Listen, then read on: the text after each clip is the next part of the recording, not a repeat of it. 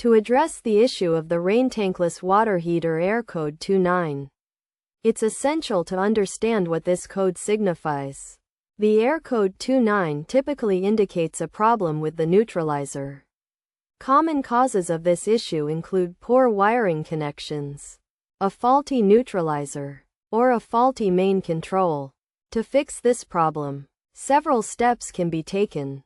First, inspect the wiring connections by unplugging the water heater from the power supply, removing the covering panels, and checking for any loose, frayed, burnt, or corroded wires. Replace any damaged wires with new ones and ensure all connections are secure, referring to the manual if necessary. Next, inspect the neutralizer by disconnecting the heater from the power source and locating it within the exhaust system. Look for signs of damage such as burns, corrosion, cracks, or discoloration, and check if the neutralizer is clogged or dirty.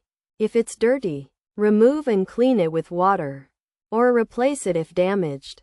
Another potential solution is to replace the control unit. Start by unplugging the heater from the power source.